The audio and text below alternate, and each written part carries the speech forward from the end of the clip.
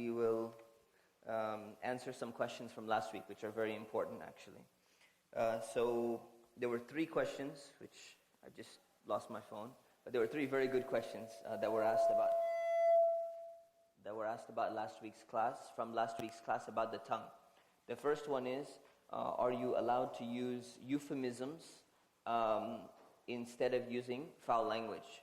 For example, just have to give them out.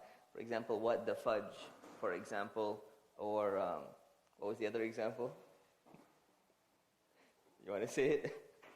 It was a good example. Anyways, you guys get the point, right? So instead of using the actual word, you use another word in its place. So is that something that's allowed in Islam when we're trying to avoid foul language, for example? And the reality is that since it's resembling the foul language, it's something that should be avoided anyways. If it's not haram, then it's at least at the level of makruh, on the border of being haram, so it should be avoided as well. Because when you're using that kind of term, it's known that you're substituting the bad word for another word that sounds like the bad word. So it also should be avoided by Muslims. So that's one. The second question was, how about utilizing bad words with your spouse during intimacy? So this is actually a very good question. It's a very legitimate question. So some scholars have said that, you know what, if that's already in your vocabulary and you've been something that you grew up with and something that you're trying to work on, or something that you're trying to stop this, but when it comes to your intimacy, this is one of the only ways you can go about it, and it's the only way that it helps your intimacy, then it's going to be allowed in that circumstance and in that circumstance only, because that's people's culture. They become accustomed to it. Now, if it's not hurting your relationship, or it's something that it's not really that important for your relationship, then it's something that's best to be avoided. But if it's causing a problem with intimacy, or this is the only way that you can be intimate, in that case it's going to be allowed. And there was a third question, which was also really good. I'm thinking, without specifying the brother, what was the third question?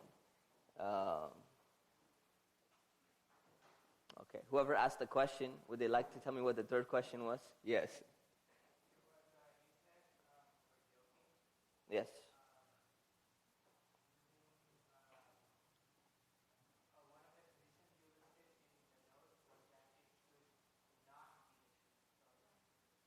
Yeah, it should not be untruth. So that was a mistake. That was a typo. Yeah. It should be the truth. It should not be the untruth. Yeah. It should not be a lie. It should not be a lie. So that was a typo. There are quite a few typos in the notes. I'm working on fixing all of those going back. Right now I'm about 2 weeks behind still since the computer crashed. So you have to pardon me for at least another week. And then by week 5, inshallah, I'll be completely caught up, inshallah. Okay, are there any questions before we begin while we're getting the USB stick? Yeah. Actually, regarding fasting in the month of Ramadan, you mentioned something, didn't answer yes or no, but in one situation, like for example, in my situation, I work with non-Muslim. Sometimes during my professional people say, oh, are you guys fasting this day or such day, or fasting, or praying for Friday? Sometimes it kind of become quiet to say yes or no, but on the other hand, I need to mention for some reason. Schedule is not for Friday, or You mean to prevent showing off and stuff like that? Right. Yeah. In front of a non-Muslim, there's nothing you're really showing off, because they don't really believe in the Friday prayer or fasting or something like that. So if it's for dawah purposes, or if it's necessary for you to inform them what you're doing, then you can tell them. That's fine. That's fine, inshallah.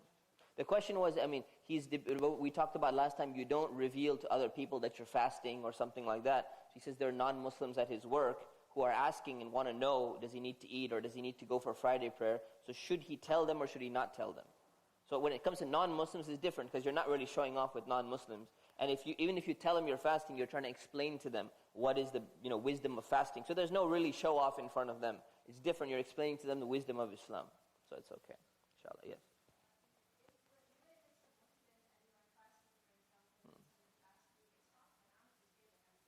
It's not, it's not forbidden. It's not prohibited for you to say you're fasting. You just need to be careful and check your intention to make sure you're not doing it for the sake of show. And if you don't have to tell them, you shouldn't tell them. That's it. That's it, inshallah.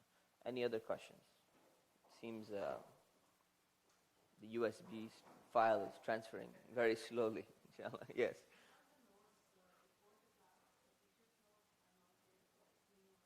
For this class? Yeah, they were put up this morning. So again, I said, I apologize. It's my fault. I'm behind actually. Inshallah, it's not going to happen again in the future, but it's getting there. So. Yeah, I know. This morning. So 9, yeah. So I apologize. Yeah, it's up. Yeah, it's up. 9:30. No, it's up at 9 o'clock, actually. Are you sure? 9 o'clock? At 9? Quarter to 10? No way. I guarantee you. And there's no way. I guarantee it was up. Really? Okay. It probably was like 9:35 or 9:32 or something like that. So, apologies. Yeah. Khair. Alhamdulillah. Yeah, I apologize, inshallah. Any other questions? Any other concerns? Anything that we can fix besides these technological problems which are causing us to start late, but technically this is starting, so I still count us starting on time. We've started, actually. Any other questions? Anything at all we would like to? Let's just take a moment of silence and make this, inshallah. Bismillah, alhamdulillah, wa salatu wa salamu ala rasulillah wa ala alihi wa sahbihi ajma'in, amma ba'd. Allahumma allimna ma yanfa'una wa anfa'na bima 'allamtana. Oh Allah, allow us to learn that which will benefit us, and allow us to benefit from that which you've already taught us. Today we're going to be talking about 3 different subjects, inshaAllah ta'ala, Allah willing. First we'll be talking about gluttony, the dangers of gluttony or overeating. Now gluttony is an old term used by like the Catholic Church and all of that, so not everyone is familiar with the term, but it's a term for overeating. And perhaps one of the reasons why it's gone out of usage is because of the decline in the Catholic Church, influence over Western society. Perhaps the second reason why it's gone out of influence is because people tend to overeat a lot and no one really cares anymore. So it could be any one of these 2 things. So we have to realize that Allah subhanahu wa ta'ala has created the appetite for food and drink for a specific reason. Allah creates all of our faculties for a reason. Even these vestigial organs that we talk about, the wisdom teeth and the appendix and these things that we don't know exactly what they do, even scientists are coming out and saying, actually no, they do have certain functions. We just didn't realize exactly what they were, and we don't know exactly all of the functions that they have, but they had some function. So even the appetite that's been created for us has a specific reason, which we talked about in the first class actually. And these reasons are, number 1, to ensure that people make sure to nourish their bodies sufficiently. Because if you didn't have a proper appetite, you would not be inclined towards food, right, or drink. And then your body would suffer and you would not be able to have the strength that you need. So Allah subhanahu wa ta'ala not only gave us this ability of hunger, but He also gave us the taste buds. And these taste buds are there so that not only do we nourish ourselves, but we actually enjoy the food that we're consuming. And this is a blessing from Allah, so that we actually enjoy the things that so there's a level of enjoyment there, and there's a level of needing this type of food because we actually need this nutrition, we need this nourishment. However, there's a problem with this hunger, and there's a problem with these taste buds. With every blessing comes a responsibility. So the responsibility here is that your appetite can easily tilt to the extreme. It can go to one extreme or the other. And one of the most common extremes that it goes to is gluttony, is overeating, is eating excessively. And this gluttony or this excessive eating can actually result in a lot of harm. If you think about a plant, for example, a plant needs to be watered, right? Now what do you do if you excessively water the plant? You put way too much water.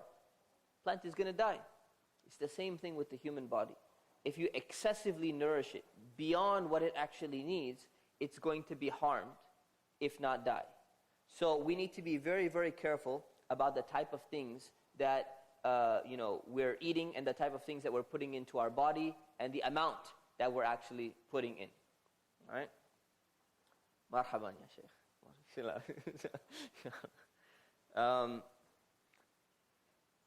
So you can go to either extreme. The Prophet ﷺ mentioned quite a few things. For me? All right. Just leave it with inshallah. Jazakumullah khair. So mashallah, Sheikh Muhammad is so nice. He brought me some juice, some very healthy, fresh pressed, kale and celery and parsley juice, mashallah. Very, very healthy. So alhamdulillah, may Allah reward him and bless him. He gets the point. He understands the importance of physical health and what kind of food we put in our stomach. Huh? It's going to go bad? Inshallah. I'll do it right during break time, inshallah. Jazakumullah khairan, inshallah. We'll grab it, inshallah. So, the Prophet ﷺ said, a man does not fill any vessel worse than his own stomach. Which we had, I think we had covered this in the hadith class. Then he explains, there's nothing you can fill worse than your own stomach, filling it completely. Small meals that keep your back straight are sufficient for you. Now what does that mean? Eating small meals that keep your back up. Now what does it mean for your back to stay up? Raise your hand if you know. What does this mean? Gives you enough energy, right? It gives you enough energy to stand up straight and to function. So that, meaning enough meals that are sufficient to keep you going for the day and give you enough energy and nutrients are sufficient for you. That's what he's saying. They should be sufficient. But he's saying if it's not possible, then you should make sure that your stomach is filled with 1/3 of food, 1/3 of drink, and you leave 1/3 of space to breathe. Right? So this is the formula that he's giving, and he's explaining and he's saying that filling your stomach is one of the worst things that you can do. Filling your stomach with either food or either drink or a mixture or combination of both. So this is one thing that we have from the Prophet. The second thing he said, a believer eats with one stomach while a disbeliever eats with 7 stomachs.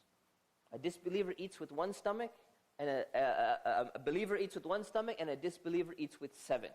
Now what does that mean? The meaning is that their desire to eat is much more. So what does that tell you? It tells you that one of the characteristics of a true believer is to reduce the consumption of food that is not necessary for survival, or it's not necessary for nutrition, and it's not necessary for your day-to-day functioning. And the context of this hadith, a lot of people don't quote the context, so it's important to know the context.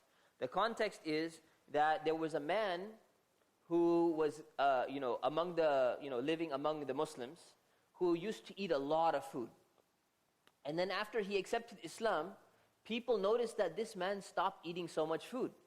He said he's eating so little now after he accepted Islam. So somebody went and told the Prophet ﷺ, and they said, this man, he used to eat a lot.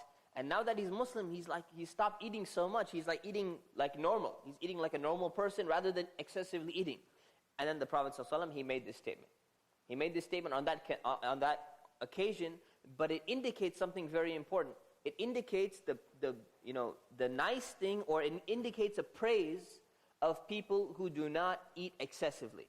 And it's saying that the characteristic of a true believer is to not eat excessively. So there's a basis for that. The reason why I'm giving you some of these bases and explaining it to you, because, for example, there's a lot of books which praise hunger, and there's a lot of books which have a lot of statements and a lot of different ahadith and all of them. They're extremely, extremely weak, if not completely fabricated. And the reason why people quote a lot of those is because there was a tradition in Islamic history where people wanted to go a little bit more, like the monks and like the other people, where they were kind of excessively going to that level. And they were trying to justify those practices, where it's not supposed to be excessive, by the way. So this is why we're quoting a hadith or prophetic statements which are authentic, and we're going to limit it to that. Even though those ones are not bad, but they sometimes go into the little extreme, those other statements. So there's 4 considerations when it comes to food. So when you're eating, there's 4 important things you need to take into consideration. Right? Outside of the hand that you're using and all of that, outside of the the outward aspects, 4 things. Number 1, you need to make sure that your food is lawful. Eating lawful food is very, very important. Eating halal food, not eating food that is haram. Imam Ghazali gives a great example. He says, trying to worship Allah, trying to be a servant of Allah while you're eating haram food is like building a building on quicksand. What's going to happen to that building? It has no foundation. It's just going to be sinking and sinking and sinking. So the first thing is, you need to make sure that you're eating halal food. Eating food that is properly, allowed for you in Islam.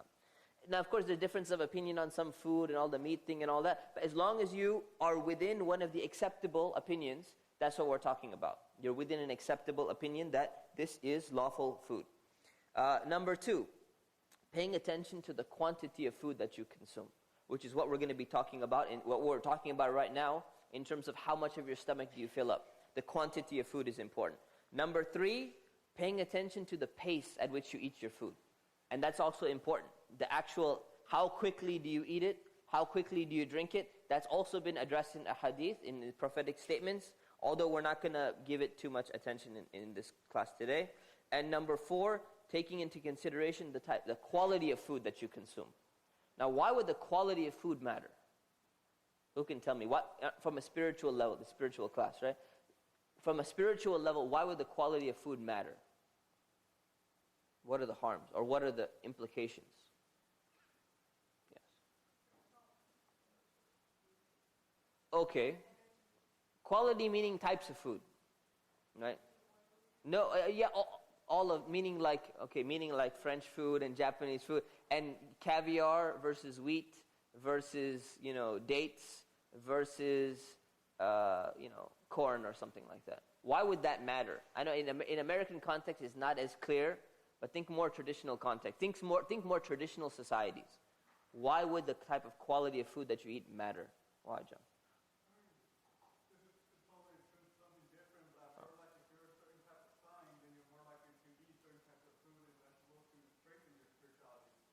That is interesting, right? But what about what else? Yeah.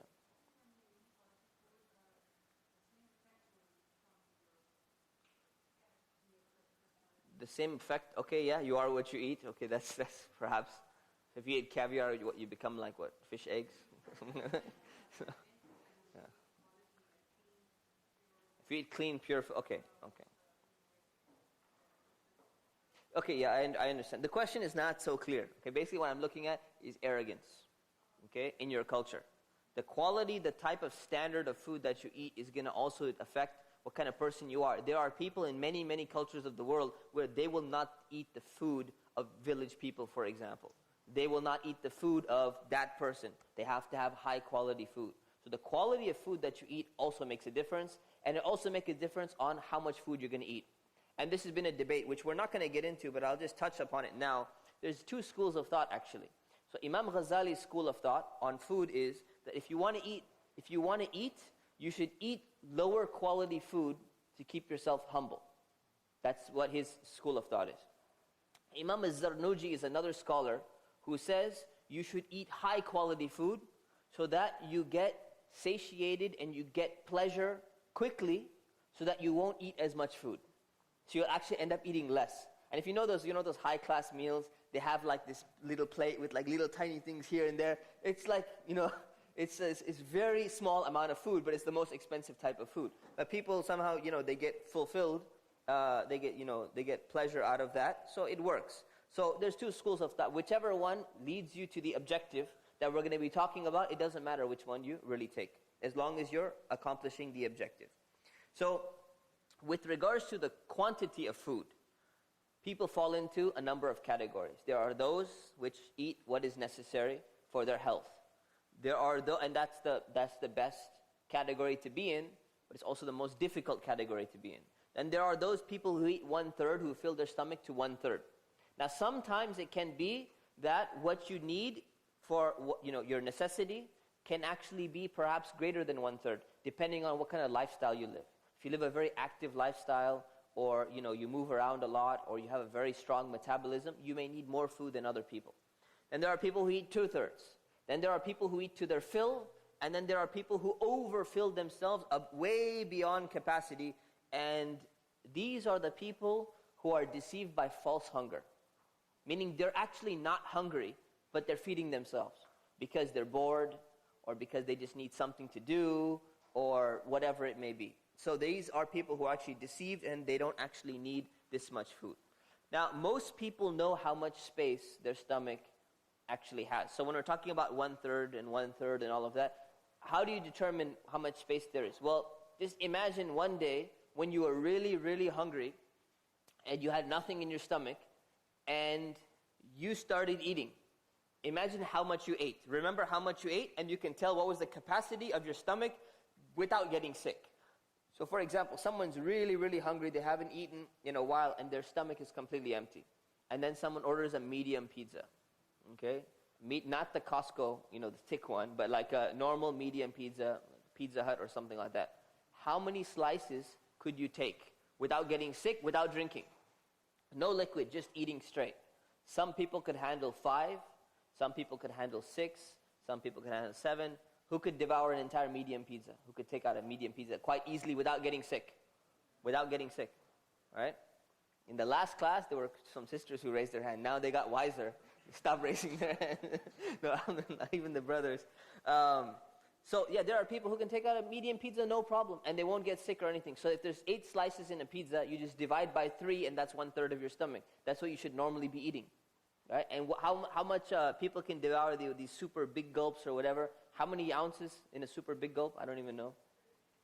In a super big gulp? No, this thing's huge, like 64 or bigger, right? It's banned in New York. They actually banned the sale of sodas that are above, I think, 32 ounces. Because people are dying from them. They just can't control themselves. So, really, maybe it's a good move, actually. It's unfortunate, but it's happening. So, these things are huge. They have bigger, I think, than 64 ounces as well.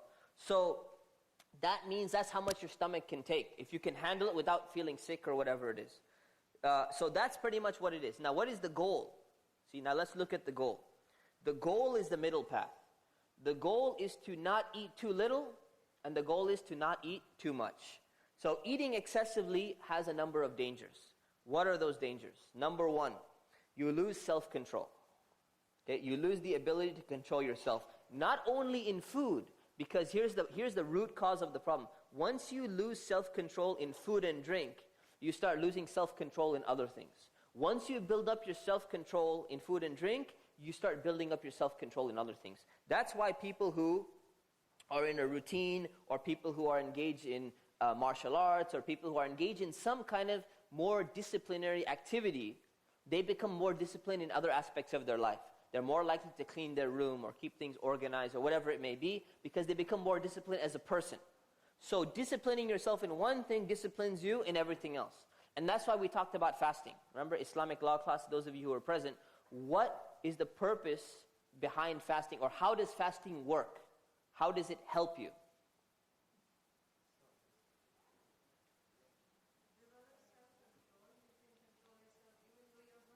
Yes. Right. Right. But if you're allowed to eat outside of Ramadan, right, and you learn to stay away from food and drink, what's the point? You're allowed to eat anyways. Right. Yeah. Right, but so it helps you to avoid food and drink? That's the main thing? Your appetite. Okay. Anything else? Yes. Discipline what? Oh, which desires? Hunger desires and carnal desires. So only 2. See, this is the thing. Exactly. That's what I'm saying. So when you're able to control your hunger and you're able to control your carnal appetite, you actually become disciplined in all the other desires that you have as well. Right? So that's the point. It expands. It's never limited. So when we're talking about gluttony and overeating and controlling your food and all of that, it helps you in all the other desires as well. Okay, so that's very, very important to understand. So that's why Allah subhanahu wa ta'ala made it like that. So self-control, number 1. Number 2, eating excessively results in laziness. You notice that you feel sluggish, you can't move around, you don't have as much energy. Number 3, it results in a lot of sleep. People who eat a lot will end up sleeping more. Now people sleep differently, but if they eat more, they'll end up sleeping more as well. And number 4, loss of wealth. Meaning that people who eat a lot, right, when you go to the restaurant, they're the ones who have to eat double or triple or whatever it may be. It costs more money Eating for too the family, little or it costs more money in the problems as well. household budget. So what are the There's another, problems that eating benefit too little will actually cause? Well, number 1, it will make you hungry. And when you're hungry and you're feeling hungry all the time, you will be distracted from other important things, perhaps. This could happen to some people. And you will not have a sufficient amount of energy. So a sufficient amount of energy to do the things that you need to do in life, like worshiping Allah and like doing your job and doing all sorts of other things. So the point is not to get rid of your energy or get rid of the feeling or to have a feeling of hunger. It's a sense of discipline. That's what it's about. So what are the practical benefits? Let's see. The practical benefits are that you get to control your desires. You can control your desires and you learn to be in control of yourself. And we're going to talk about lust next, the carnal desires, and how the two are related. The two are very, very related. And scholars always say these two things are related because if you can't control one, you're also weak in controlling the other. And if you can control one, you can control the other as well. So the practical remedy is to reduce the food that you eat, the amount that you eat, gradually. Never do it all at once. Imam Ghazali mentions that the scholars of that time, they used to recommend that you reduce it by 1/28th of a measure. Now, where did they get that from?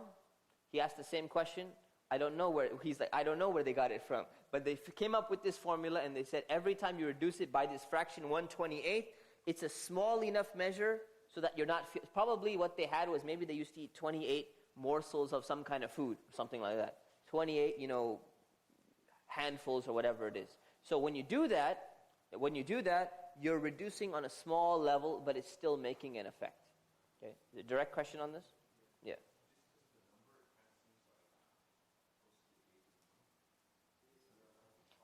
28 could be days of the month as well. Yeah, you're right. That's a good point. It could be days of the month. So you bring it down a little bit every single day to a certain measure. But of course, you don't go the entire month, otherwise you have no food left. This should continue until you arrive at the right balance. The goal should be to eat only when you're hungry. Now I know can you imagine that? This seems like common sense, but how many people are actually able to do it? To eat when they actually get hungry, not to eat when they're not hungry, and to stop eating before you get full. It seems like very common sense, it's very easy to say, but it's very difficult to do in reality. Right? So this is something that this should be the goal, inshallah. So we're going to cover that in brief. Any questions about gluttony? Yes.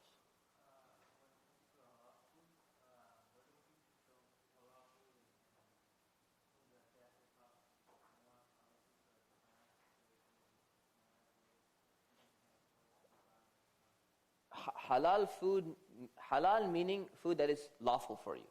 Yeah. So if you can't afford lawful food, everything, almost 99% of all food is lawful. So vegetables are lawful, fruits are lawful, breads are lawful, cereals lawful, fruit juices. We're not talking about meat only. Right? Meat is another thing. So if the meat, you know for sure, without difference of opinion, that it's not lawful, then you don't eat meat. You just skip the meat if you can't afford it.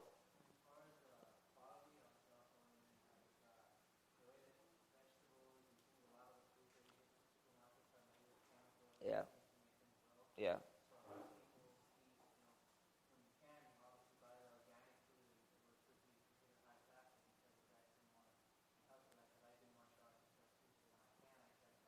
Yeah, absolutely. Yeah, so So the organic is not just organic is seen as like something that's high class, but technically it's not. You're not buying it for the sake of being high class. You're buying it for the sake of trying to be healthier. So that's something that's very legitimate. Yeah. Inshallah. Any other questions? Yeah.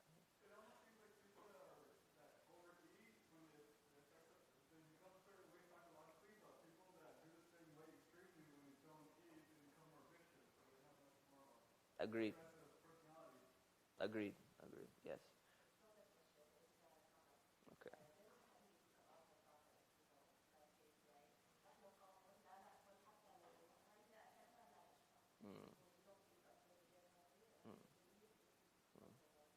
Alhamdulillah.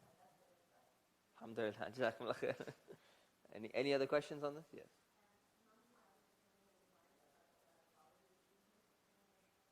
Imam Zarnuji. Zarnuji. He wrote the book Ta'aleem al-Muta'allim, Instruction of the Student, very famous manual about teaching kids and how to memorize and all of that. Okay? Hanafi scholar. All right, any other questions? Or let's continue to lust. Allah subhanahu wa ta'ala created physical desire for a specific reason. And He also made it an enjoyment as well. So there's two main reasons. One is for the purpose of procreation, so that the human species survives and people actually have children and they procreate and they continue. Had there been no desire or no pleasure undertaken or involved in this type of undertaking, then you may find people not engaging in this. Like for example, if you look at Western Europe's population right now, they are actually going down in terms of their native population. And that's why they're complaining that these Muslims are having so many children and everything like that. We should kind of somehow stop the Muslims from having so many children, because the white Western Europeans don't have children, because whatever, their lifestyle and not getting married and all these other things. So there could be societies who may not have reproduced had there not been some type of desire or some kind of pleasure in it. So one of the reasons why Allah subhanahu wa ta'ala created it is for the sake of procreation. But there's another wisdom involved. And the second wisdom involved is that it serves as a criterion to measure the amount of ecstasy that someone is going to experience in the next life, in the akhirah as well, in paradise, inshallah ta'ala. So what does that mean? That means that when you feel pleasure and when you feel pain in this life, it actually motivates you, when you feel pleasure, that you want to go to paradise because of that pleasure.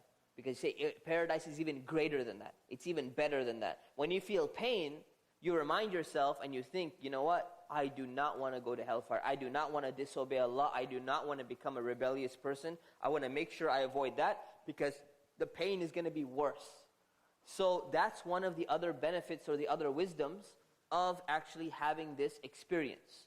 And this is a great motivating factor for many people. When they experience that level of ecstasy, they think, you know what? In paradise, everything is going to be greater than this.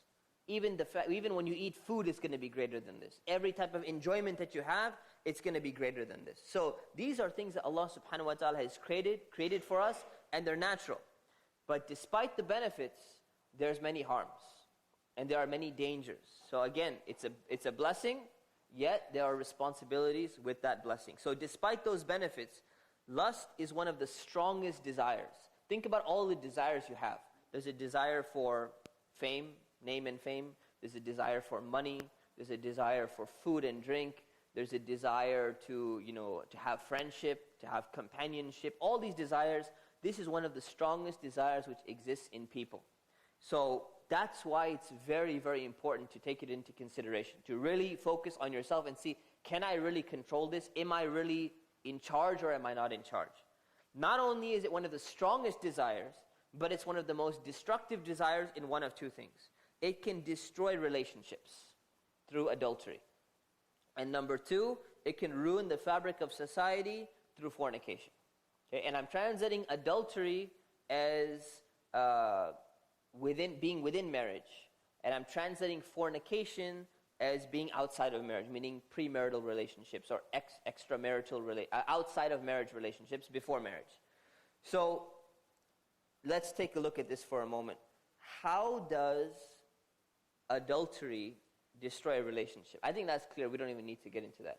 If you're married and you cheat on your spouse and you engage in adultery, obviously it's going to have a major impact, if not completely destroy and ruin your relationship. Yet it happens on a very regular basis. Now, why is it happening? It's happening because someone could not control their lust. Someone could not control their passion. That's why it's happening. Now, that's quite clear and that's understood. And now even in this society, it's quite well understood if, Bill Clinton cheats on his wife, or who's that golfer? Tiger Woods, whatever, cheats on his wife, or someone else cheats or whatever it is. That's still kind of perceived to be like a little bit of a bad thing, right? Or at least you get like a slap on the hand or something like that in this society. But the other aspect is fornication. Fornication meaning zina.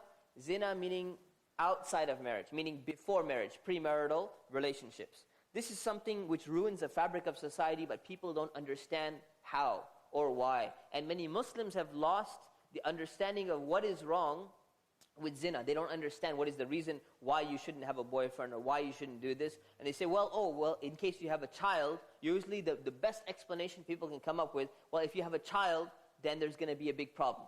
They say, well, that's very simple. Use protection or get some kind of surgery done or use the morning after pill, which Obama is, just issued it to, I think, 14-year-olds. He said 14-year-olds? Anyone follow? These 14-year-olds, right? He said 14-year-olds, it's okay, they can have the morning after pill as well. We're going to go ahead with the, French model and all of that. So that solves the problem supposedly. What is the actual problem with fornication? Anyone explain? What is the real problem with? How does it ruin society? Don't say it's haram because Allah said so. What is the wisdom behind it? What is the reasoning behind it? Yes. It lowers the importance for marriage. That's true. Engaging in fornication, and fornication is designated for marriage. Yes. Why get married then? You're right. Why get married then? Okay, that's a good point. You've really brought us in the right direction. Something a little bit more. What? Are you volunteering another person? Okay, yes. If my mom volunteers you, you have to speak. That's the way it works. Yes, Bismillah. You can get emotionally attached for the wrong reason. Okay, that's true. Without getting to know them. Okay, that's possible. It's possible. What else? Stop procreation. Okay, but we kind of mentioned that. What if you use all the protection and this and pill? Oh, you're preventing. Okay, you're preventing. Right. Okay, that's... Well, what if you just have kids outside of marriage? Okay, have kids. Great. Yes.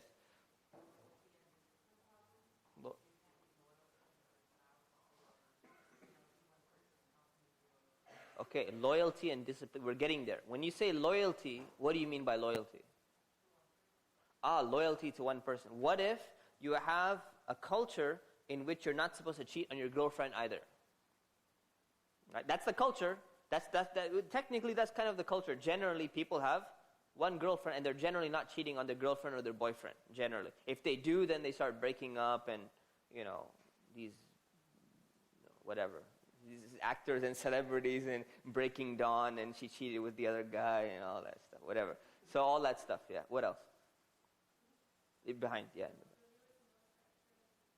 Okay, how will there be no structure in the society? That's what I'm trying to figure out. That's what I want to know. Exactly. There will be no structure in the society, but how does that happen?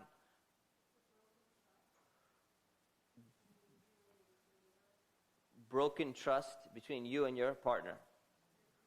Your creator. Okay, that's true. But how does that mess up society?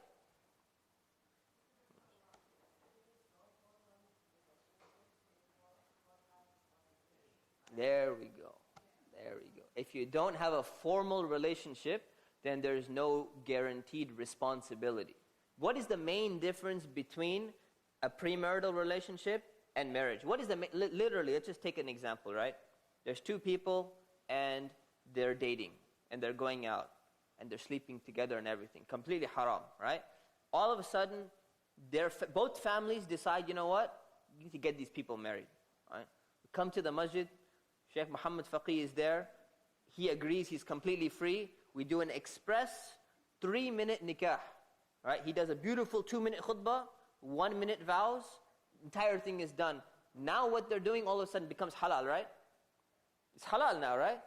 So how did 3 minutes make something from being haram to halal? How did that happen? Right? You put God in your relationship. That's true. You put Allah, you put God in your relationship. But what else? What if they say, we're very conscious of God before our relationship as well. We used to make Qiyamul Layl together. We used to stay up literally all night just praying together. Really lovely relationship. Right? What else? Yes. There you go. Now you're in a contract to fulfill the responsibilities. Now if you have a child, you can't just run away. Because what's going to happen? The government will come in and say, you cannot, this is your child.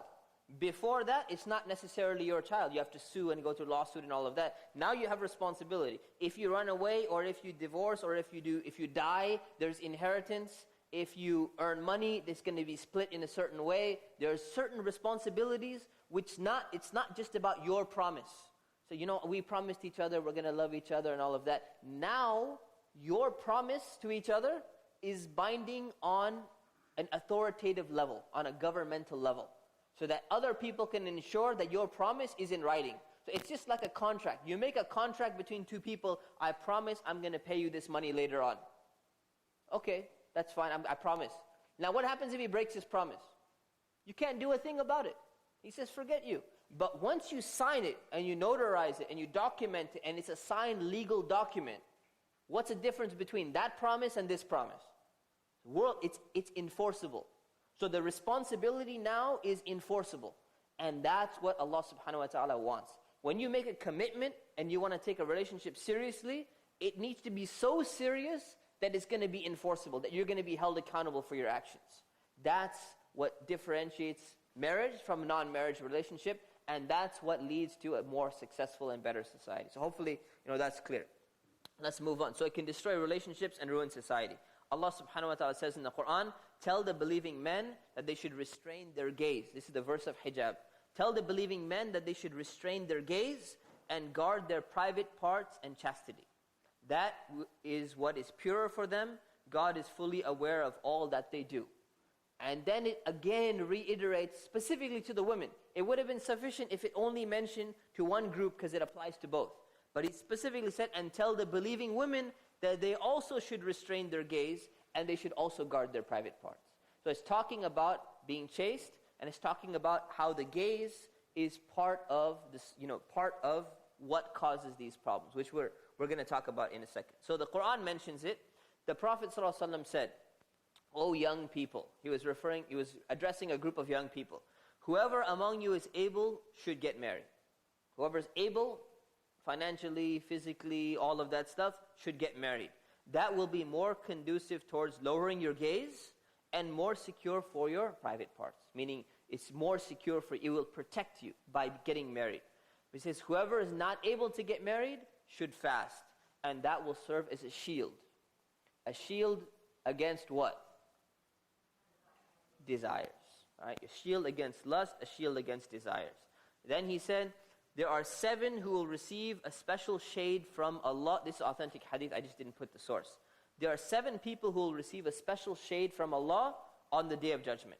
And one of them, out of the 7, is a man who was seduced by an honorable and a beautiful woman, but he resisted, saying that I fear Allah. And of course, it'll apply vice versa, to the women resisting a man who's in the same position as well. So meaning that there's reward for this, right? The Prophet is saying that this is a great thing, and people will have a special place. Why will they have a special place? Because of how difficult it actually is. Because many people cannot restrain themselves. Okay? And then he said, no man is in seclusion with the woman without shaitan, without the Satan being the third party with them. So this is another thing talking about how dangerous it is even to be in seclusion with another person. So being in seclusion with another person who you're obviously, potentially able to marry is a very, very dangerous thing. And this is something that we should take very, very seriously. So what he's saying here is basically when 2 people are alone together, a guy and a girl are alone together in a room in some form of seclusion where there's no other people around, or the people around would not care if they did anything, meaning they're not responsible people around you, then in that case, that's seclusion. And when you're in that case, the third person there is Satan. Meaning, what does that mean? Meaning that he's going to be whispering thoughts. He's going to be whispering things to you, and then you're going to have an issue. And you see it all the time. You see it in, it happens in real life. You see it in films, guy and a girl never would be attracted to each other. You think the last thing that will ever happen, and then somehow the elevator gets broken or something like that, and like 20 minutes later, they just fornicate inside the elevator. This happens, it happens, right? And it's showing what is reality. And you think, well, we would never, I would never be interested in her. I would never be interested. No, we're just friends, and we're just that, and all of that stuff, Anyone seen that video? Can guys and girls just be friends? Very famous one that came on YouTube. Saw that? Excellent. All the girls thought what? Sure, we can be just friends. And all the guys said, yeah, right. Yeah, right. There's something else we're interested in as well. So we need to be very, very careful with regards to these things. The Prophet ﷺ said, be careful around women. He's addressing a group of men and he's saying, be very careful around women because of the desire that can be there. So now one of the Ansar, one of the people living in Medina, he asked the question. He said, what if you're the brother-in-law? What if you're one of the in-laws? What if you're the brother-in-law? And what did the Prophet ﷺ said? He said, the brother-in-law, al-ham wal maut. The brother-in-law is death. The brother-in-law is death. What does that mean? It means you need to be even more careful if you're the brother-in-law. Why? Because brother-in-law, you're not mahram, meaning that the rules of hijab still apply. But what ends up happening is because you're a closer relative, if you're the in-laws, meaning if you're, for example, the wife's, or the husband's uncle, or something like that. You're the husband's uncle, or husband's nephew, or one of those things where the rules of hijab do apply, but because you're so close in the family, what ends up happening is people lower their guard down a little bit. And they say, oh, you know what, it's family, family members, and, you can hug, or you can get close, or you can give each other gifts, and, you can go on a trip together, or whatever it is. You can go to the market together or something like that. And the Prophet ﷺ is clarifying that that's the most dangerous. And if you look at cases of, fornication, you look at cases of rape even, you find that the in-laws are among the ones where it happens very frequently. Why? Because everyone lets their guard down at that point in time. And the Prophet ﷺ, he's saying, don't let your guard down. Because normally you would let your guard down because of that, but he says that's death. Death meaning that's going to lead to the most problems. You need to be more careful when it comes to the people who you think you would lower your guard in front of. Then, this is a statement of a wise man. Some wise man, we don't know who it was. He said, I would trust myself more if you left me with a suitcase full of money than I would trust myself if you left me alone with a beautiful woman for an hour. Meaning explaining how the lust and the desire is even more dangerous, or is more powerful than even the lust for money. Another wise man said, when a man is aroused, he has lost 2/3 of his intellect. Meaning he cannot function anymore properly. He's not able to think things out straight. And we're going to talk about that a little bit, inshallah. So what is the remedy? The remedy, in brief, is you have to control your eyes and you have to control your thoughts. Controlling your eyes and controlling your thoughts are two very important things. Now, maintaining a safe distance is actually very easy in the beginning. It's very easy in the first place to avert your eyes or to avert your thoughts. But the moment you start to indulge, you end up, it becomes more and more difficult for you to disengage. And it's the opposite of food, right? Food, there's this concept of, economic concept of diminishing marginal utility. That, that first donut that you start eating when you're really hungry, it's the best donut out of the entire box. And the second one, it doesn't taste the same as the first one. Even if it's the same quality, same sugar, same everything, it's not the same level. And the third one, you're like, donuts are nice, but they're not that great anymore. And the fourth one, it just keeps going down. The first slice, the first bite of pizza always tastes the best, right? So everyone says, because you're that hungry, the desire starts going down. But when it comes to lust or physical desire, it's the exact opposite. It starts going higher and higher and increasing and increasing.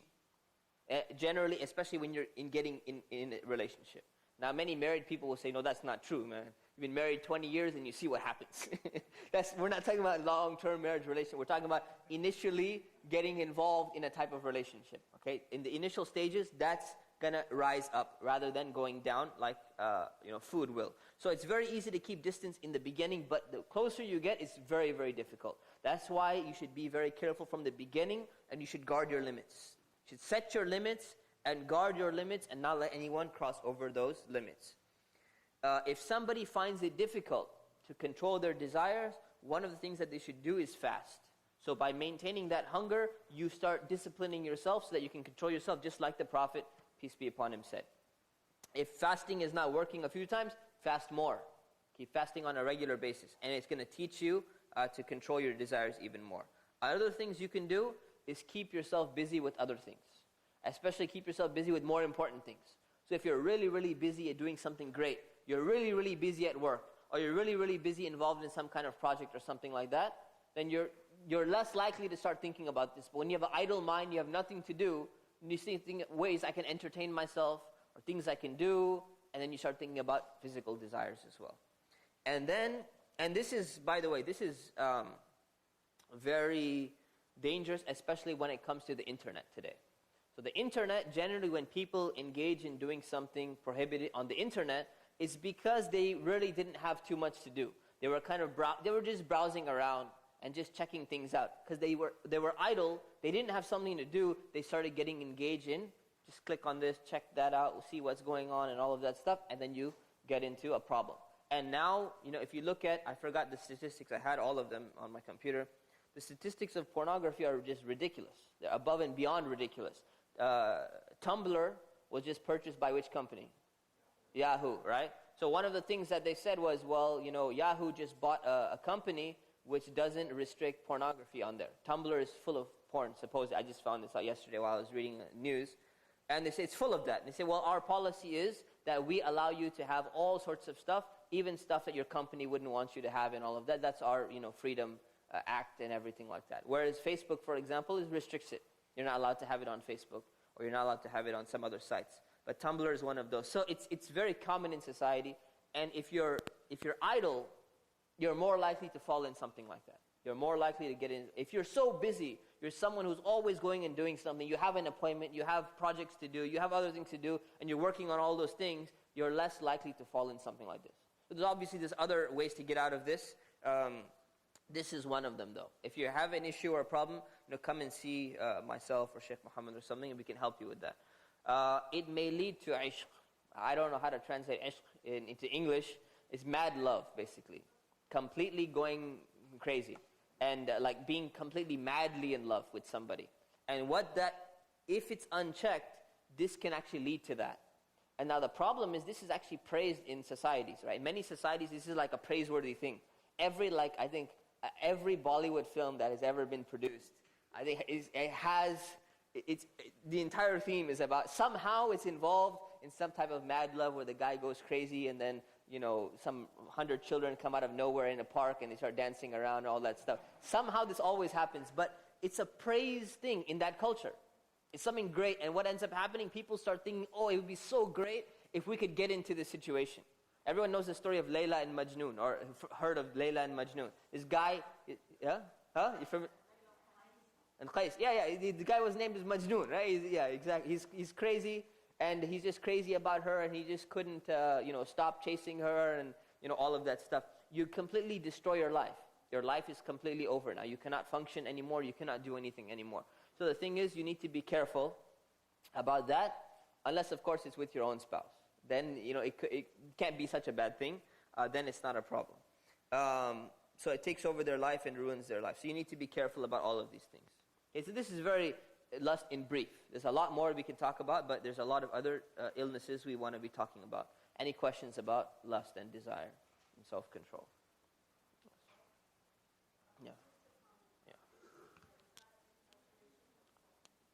Yeah, it's beyond infatuation. So it's like obsession. Obsession. Yeah.